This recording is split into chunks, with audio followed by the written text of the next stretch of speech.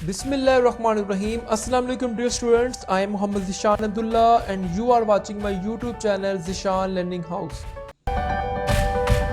Dear students, second year की physics का chapter number 15 का एक बहुत इंपॉर्टेंट और बहुत ज़्यादा इंटरेस्टिंग जो टॉपिक है एसी जनरेटर यानी अल्टरनेटिंग जनरेटर, इसको इस वीडियो लेक्चर के अंदर जो हम सीखने जा रहे हैं।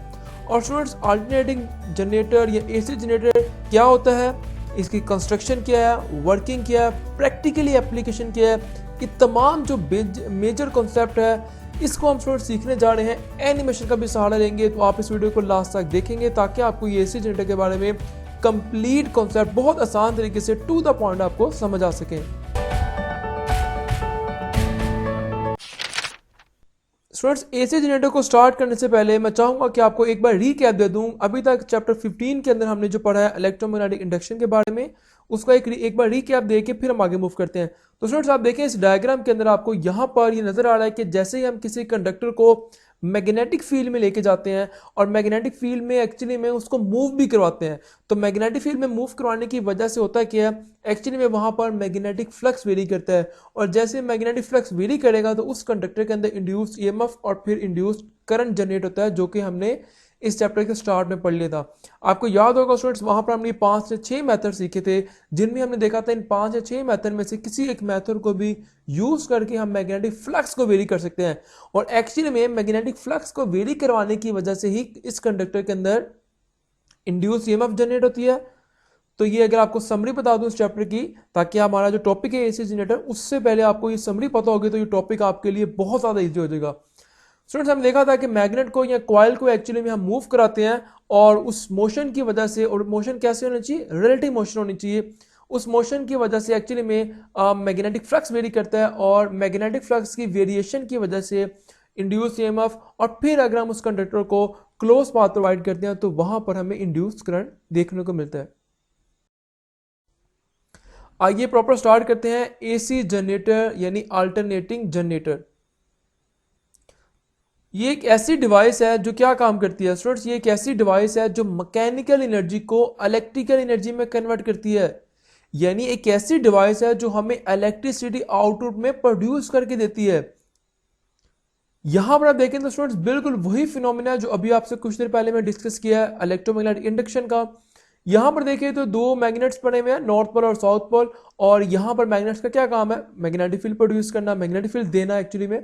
और इसके सेंटर में कॉइल, और कॉइल को जो है हम यहाँ पर रोटेट कर रहे हैं या मूव कर रहे हैं। और उस मोशन की वजह क्या है, मूव करवाने से एक्चुअली में क्या हो रहा है कि मैग्नेटिक फील्ड लाइंस वेरी कर रही है, यानी मैग्नेटिक फ्लक्स वेरी कर रहा है। और मैग्नेटिक फ्लक्स के वेरिएशन की वजह से, मैग्नेटिक फ्लक्स की वेरिएशन की वजह से यहाँ पर इंड्यूस ईएमएफ और फिर इंड्यूस करंट जनरेट होगा, जो कि हमें यहाँ पर एम मीटर जो ग्रीन कलर का आप देख रहे हैं, ये एम मीटर यहाँ पर हमें यही इंडिकेट कर रहा है कि करंट जो है वो यहाँ पर जनरेट हो चुका है। और यही फिनोमेना है अल्टरनेटिंग जनरेटर का। अगर हम इसके प्रिंसिपल की बात करें तो ये काम करता है, it works on electromagnetic induction. Electromagnetic induction के बारे में भी आपको मैंने बता दिया कि एक्चुअली में यहाँ पर किसी भी कंडक्टर के अंदर इंड्यूस ईएमएफ या इंड्यूस करंट जनरेट करवाने के लिए जरूरी है कि हम मैग्नेटिक फील्ड लाइंस को यानी मैग्नेटिक फ्लक्स को वेरी करें, क्योंकि मैग्नेटिक फ्लक्स को चेंज करवाते ही हमारे पास जो है इंड्यूस ईएमएफ और फिर इंड्यूस करंट जो है वो जनरेट हो जाता है। यहां पर इसकी जो प्रैक्टिकल एप्लीकेशन है कि हम क्यों एसी जनरेटर को डील करने जा रहे हैं, एसी जनरेटर की एक्चुअली में हमारी प्रैक्टिकल लाइफ के अंदर क्या एप्लीकेशन है। तो स्टूडेंट्स, यहां पर देखें इस डायग्राम के अंदर ये हाइड्रो इलेक्ट्रिक पावर प्लांट आपको दिखा रहा हूं, और हमने प्रैक्टिकल लाइफ में हमें मालूम है कि वहां पर पानी के जरिए बिजली बनती है। लेकिन एक्चुअली में होता क्या है, देखिए ये डैम है और डैम के अंदर जो है रेजरवायर है, तो रेजरवायर एक्चुअली में पानी को स्टोर करने वाली एक जगह होती है। जैसे यहाँ से ये गेट ओपन होगा जो आप एरो में देख रहे हैं, तो पानी जो है वो यहाँ से फ्लो करता है और हमारे पास जो है वो इलेक्ट्रिसिटी जनरेट होती है।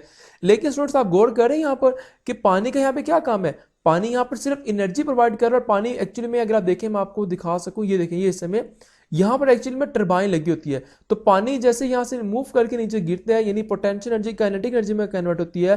तो टरबाइन पानी के लगने की वजह से, पानी चूंकि कंटिन्यूसली फ्लो कर रहा है और इस टरबाइन के साथ जाकर टकरा रहा है, तो टरबाइन यहाँ से रोटेट कर रही है। जैसे टरबाइन रोटेट करेगी तो टरबाइन के रोटेट करने से क्या हो रहा है, तो टरबाइन के रोटेट करने से एक्चुअली में यहाँ पर इन टरबाइन की जो आउटपुट है वो जनरेटर की इनपुट के साथ कनेक्ट है। तो टरबाइन रोटेट करेगी तो जनरेटर की इनपुट भी रोटेट करेगी, यानी जनरेटर को मैकेनिकल एनर्जी मिलेगी, जनरेटर भी रोटेट करेगा। और आप देख रहे हैं कि आउटपुट में जो है वो इलेक्ट्रिसिटी जनरेट हो रही है। तो अगर मैं यहाँ पर ये बात करूँ कि जो जनरेटर है, ये हम अल्टरनेटिव बोलते हैं, ये सबसे अहम फैक्टर है इलेक्ट्रिसिटी जनरेट करने का, क्योंकि जनरेटर ही एक्चुअली में इलेक्ट्रिसिटी जनरेट कर रहा है। तो यहाँ पर जो पूरा हमारा इंफ्रास्ट्रक्चर है, जो डैम है, रेजरवायर है, पाइप्स हैं या टरबाइन, ये सारे क्या काम कर रहे हैं, ये सारे एक्चुअली में इस जनरेटर को मैकेनिकल एनर्जी प्रोवाइड कर रहे हैं। इसका मतलब है कि इलेक्ट्रिक जनरेटर को हमारे लिए समझना बहुत जरूरी है, इसकी बहुत बड़ी एप्लीकेशन है। अब आइए स्टूडेंट्स हम देखते हैं कि एसी जनरेटर की कंस्ट्रक्शन कैसी होती है। स्टूडेंट इसके जो है वो मेजर 4 पार्ट्स हैं। सबसे पहले पोल पीसेस है जो आप यहाँ पर देख रहे हैं, यू शेप के आपको 2 मैग्नेट नजर आ रहे हैं, नॉर्थ पोल और साउथ पोल। इनका स्टूडेंट्स क्या मकसद है, इनका सिर्फ यहाँ पर ये मकसद है कि ये मैग्नेटिक फील्ड प्रोवाइड करते हैं from north pole to south pole. इसके अलावा जब आर्मेचर है, आर्मेचर बेसिकली इस कॉइल को बोलते हैं जो कि आयरन सिलेंडर की फॉर्म में होती है। आप यहाँ पर देख रहे हैं रेक्टेंगुलर फॉर्म के अंदर, ये आर्मेचर भी बोलते हैं उसको हम लोग, और कॉइल भी कह सकते हैं। इसके अलावा स्लिप रिंग है और कार्बन ब्रूशेस है। स्लिप रिंग और कार्बन ब्रूशेस के बारे में हम डिटेल से समझेंगे अपनी नेक्स्ट स्लाइड के अंदर एनिमेशन की मदद से। तो यहाँ पर आप देखें तो स्टूडेंट अभी तक हमने सीखा वो यही देखा अभी तक हमने कि जब किसी कंडक्टर को हम मैग्नेटिक फील्ड लाइंस में वेरी करते हैं तो इलेक्ट्रिसिटी जनरेट होती है। अब अगर इसी स्ट्रेट कंडक्टर को मैं एक कॉइल यानी रेक्टेंगुलर कॉइल की फॉर्म में कन्वर्ट कर दूं तो कुछ इस तरह की आपको दिखने को मिलेगी। अब हो वही काम रहा है, काम वही हो रहा है कि हम इस कंडक्टर को वेरी कर रहे हैं ताकि मैग्नेटिक फील्ड लाइंस वेरी करें, और मैग्नेटिक फील्ड लाइंस के वेरी करने से हमें मैग्नेटिक फ्लक्स की वेरिएशन मिल रही है, और देन हमारे पास जब इंड्यूस करंट जनरेट होता है। अब यहाँ पर आप स्टूडेंट्स गौर करें कि बल्ब जब कंटिन्यूसली अपनी पोलैरिटी को वेरी कर रहा है, कंटिन्यूसली अपनी पोलैरिटी को वेरी करने का मतलब यह है कि यहाँ पर हमें जो आउटपुट में करंट मिल रहा है वो एक्चुअली में एसी करंट मिलता है। याद रखें स्टूडेंट्स, एसी जनरेटर हो या डीसी जनरेटर हो, इसका मकसद आउटपुट में इलेक्ट्रिसिटी जनरेट करना ही है। लेकिन अगर एसी जनरेटर होगा तो आउटपुट में हमें जो करंट मिलेगा वो अल्टरनेटिंग करंट यानी एसी करंट मिलेगा। और एसी करंट के बारे में हम जानते हैं कि ऐसा करंट जो अपनी पोलैरिटी को कंटिन्यूसली वेरी करता है। डायरेक्शन ऑफ करंट, स्टूडेंट्स हम ये जानते हैं कि एसी करंट है और एक ऐसा करंट है जिसकी पोलैरिटी जो है वो कंटिन्यूसली वेरी करती है। तो फॉर एग्जांपल ये वाला टर्मिनल आप मान लें कि पॉजिटिव है और ये वाला टर्मिनल जो है वो नेगेटिव है, तो करंट पॉजिटिव से नेगेटिव की तरफ फ्लो करता है और हमारे पास करंट की डायरेक्शन जो है यहाँ से फ्लो करेगा करंट, और ये पॉजिटिव से मूव करता हुआ नेगेटिव की तरफ आएगा। लेकिन आप इस एनिमेशन में देख रहे हैं कि थोड़ी देर बाद जब ये पॉजिटिव वाला नेगेटिव बन जाएगा और नेगेटिव वाला पॉजिटिव बन जाएगा तो करंट दोबारा अपनी डायरेक्शन को वेरी करेगा, और ये कंटिन्यूसली करंट अपनी डायरेक्शन को वेरी करते रहेगा क्योंकि कंटिन्यूसली पोलैरिटी वेरी कर रही है। यानी इन शॉर्ट में हम ये कह सकते हैं कि जो एसी करंट है इसमें करंट की डायरेक्शन और करंट की जो मैग्नीट्यूड है ये वेरी करती है, ये कांस्टेंट नहीं रहती। अब आइए देखते हैं कि एसी जनरेटर के अंदर करंट की डायरेक्शन कैसे वेरी करती है।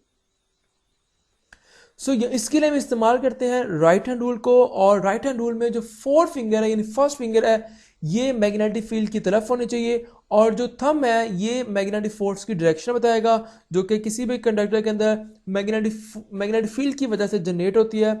और जो हमारे पास सेकंड फिंगर है it will indicate the direction of current.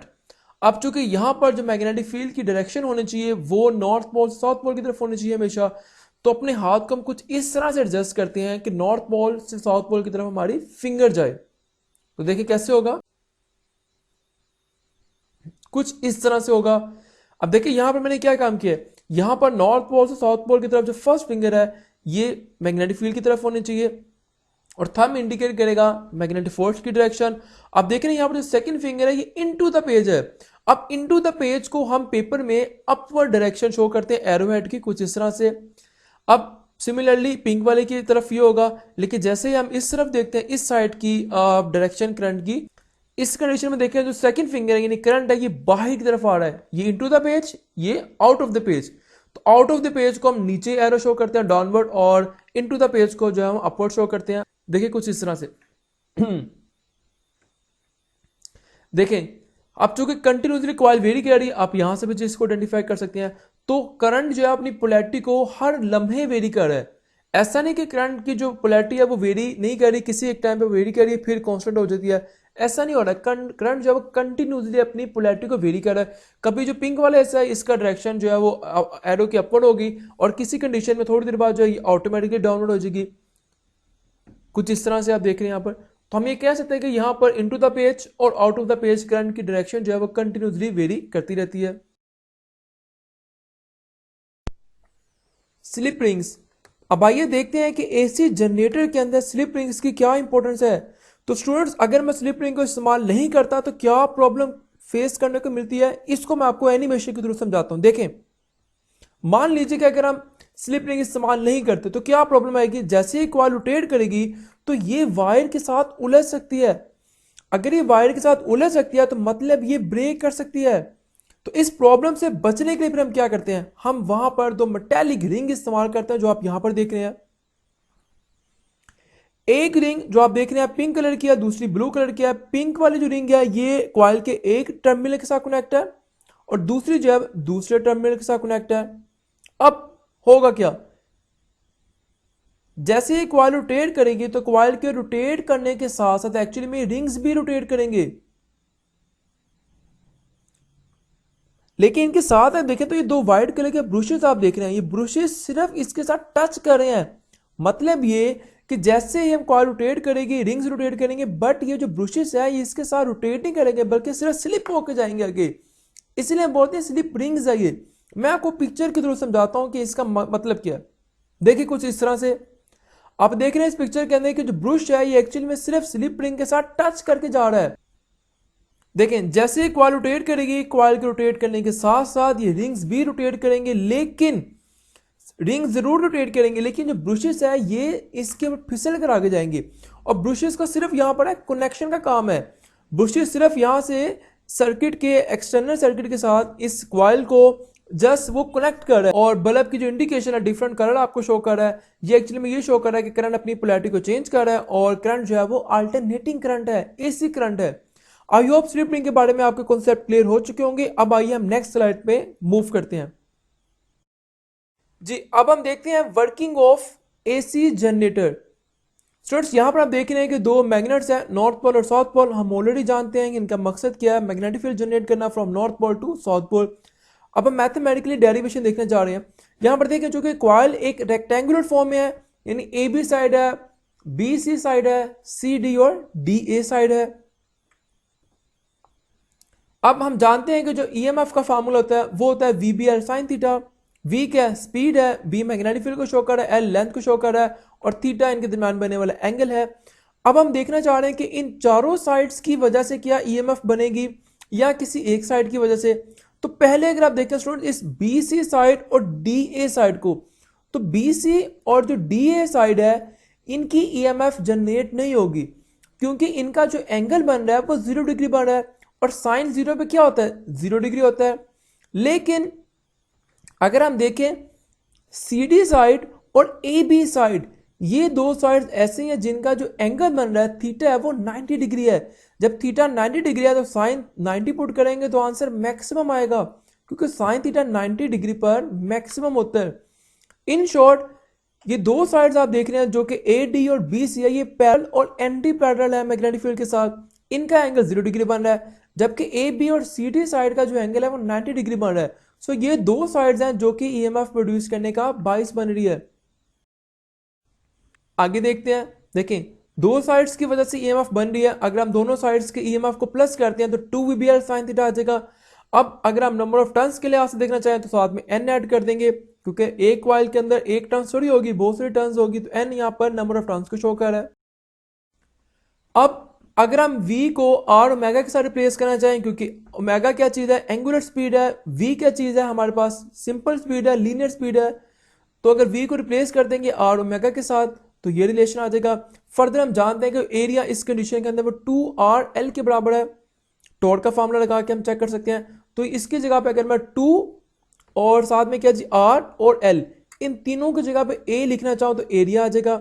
Further theta मालूम हमें ओमेगा टी के बराबर होता है, हम थीटा को ओमेगा टी के बराबर भी लिख सकते हैं। तो ये फार्मूला आप इसको इस तरह से याद रख सकते हैं कि नवाब साइन थीटा बन रहा है, नवाब साइन थीटा या नवाब साइन ओमेगा टी। अगर हम मैक्सिमम ईएमएफ देखना चाहें तो ई नॉट साइन ओमेगा टी आ जाएगा। हम यहां पर इस टेबल को भी यूज कर सकते हैं कि साइन की वैल्यू किस पे मैक्सिमम होती है और किस पे मिनिमम होती है। अब ये वो ग्राफ है जो हमें ये बताता है कि जो करंट प्रोड्यूस होगा वो अल्टरनेटिव करंट होगा। तो मैं आपको एनिमेशन के थ्रू समझाता हूँ जो कि बहुत ईजी हो जाएगा। आप देखिए जरा यहाँ पर एनिमेशन, जैसे आप कॉइल को कुछ इस तरह से रोटेट करते हैं तो आप देख रहे हैं डिफ्लेक्शन शो हो रही है।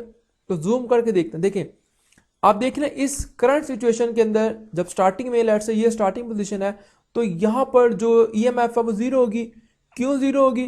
क्योंकि इस करंट सिचुएशन के अंदर जो मैग्नेटिक फ्लक्स है वो चेंज नहीं हो रहा, ये मैग्नेटिक फ्लक्स है वो जीरो है। और ईएमएफ भी जीरो होगी क्योंकि जो एंगल बना रहे हैं वो इस कंडीशन के अंदर जो है वो 0 डिग्री बना है। अगर आप एंगल को देखना चाहें तो आप ये राइट हैंड रूल को इस्तेमाल कर सकते हैं। तो स्टार्टिंग में देखिए ये सिचुएशन है, 0 पे 0, आहिस्ता सा जो है एंगल बढ़ता जा रहा है और इस पोजीशन पे आगे जाए बिल्कुल ये नीचे आ जाएगा, 90 डिग्री का एंगल बनाएगा इस के साथ। जैसे 90 डिग्री का एंगल बन गया तो मैक्सिमम ईएमएफ यहां तक अटेन कर चुका है। उसके बाद काम तो स्टॉप नहीं हुआ, अब दोबारा से मजीद ये रोटेट करेगा। अब ये क्वार्टर हुआ है, जैसे ये फर्दर रोटेट करेगा, फर्दर ये कॉइल रोटेट करेंगे तो आहिस्ता आहिस्ता इसका एंगल क्या हो रहा है, कम हो रहा है क्योंकि ये 90 डिग्री से कम हो रहा है एंगल। तो इस पोजीशन पे आगे जैसे बिल्कुल सीधा खड़ा हो जाएगा तो इसका जो एंगल है वो 0 डिग्री होगा और इस पॉइंट पे यानी हाफ के ऊपर एंगल जो है वो 0 डिग्री हो जाएगा। और अब फर्दर देखिए, अब दोबारा ये इंक्रीज कर रहा है बट ऑपोजिट डायरेक्शन में कर रहा है क्योंकि अब कॉइल ने अपनी पोजीशन को रिवर्स कर लिया। 3T/4 पे ये मैक्सिमम ईएमएफ अटेन कर लेगा बट ऑपोजिट डायरेक्शन के अंदर। दोबारा से फर्दर ही जैसे रोटेट करेगा तो अब ये आहिस्ता सा इसकी जो ईएमएफ है वो कम होती जाएगी क्योंकि एंगल भी कम होता जाएगा 90 से, तो ईएमएफ भी यहां पर कम होती जाएगी और इस पोजीशन पे आके ये बिल्कुल 0 पे आ जाएगी। सो ये वो ग्राफ है जिसके बारे में हम पढ़ते हैं कि ये साइनोसॉइडल है और जो एसी करंट है यानी एसी जनरेटर है वो एसी करंट प्रोड्यूस करता है और इसका जो ग्राफ है वो साइनोसॉइडल बनता है। तो मैक्सिमम ईएमएफ आपको ऑलरेडी बता दिया है कि थीटा की वैल्यू 90 डिग्री होती है। उसी फार्मूले के अंदर नवाब साइन थीटा में थीटा की जगह 90 डिग्री पुट करेंगे तो साइन 90 होता है 1 के बराबर, तो ये नवाब आ जाएगा। और कुछ इंपॉर्टेंट फार्मूले जो कि हम इसकी फर्दर जो वेरिफिकेशन है, फर्दर एप्लीकेशन है वो चैप्टर 16 में देखेंगे। बट यहाँ पर दो फार्मूले आपको मालूम हो, ईएमएफ का फार्मूला और करंट का फार्मूला। आई शो कर रहा है इंस्टेंटेनियस करंट को और आई नॉट शो कर रहा है पीक वैल्यू को। आई होप स्टूडेंट्स ये वीडियो लेक्चर आप लोगों के लिए बहुत ज़्यादा मुफीद साबित हुआ होगा। एसी जनरेटर के बारे में बिल्कुल बेसिक और टू द पॉइंट जो बड़े कॉन्सेप्चुअल पॉइंट थे, आई होप आपको एनिमेशन के थ्रू इजी वर्डिंग में समझ लग चुकी होगी। स्टूडेंट्स आप अगर मजीद इस तरह की वीडियो हासिल करना चाहते हैं तो इस चैनल को सब्सक्राइब करने के साथ साथ बेल आइकन को जरूर प्रेस करें क्योंकि जैसे आप बेल आइकन को प्रेस करेंगे तो मेरी आने वाली तमाम जो वीडियो है वो आपको नोटिफिकेशन के जरिए बआसानी मौसूल हो सकेगी। इस वीडियो लेक्चर के लिए इतना ही था। इंशाअल्लाह मुलाकात होगी नेक्स्ट वीडियो में, तब तक के लिए अल्लाह हाफिज।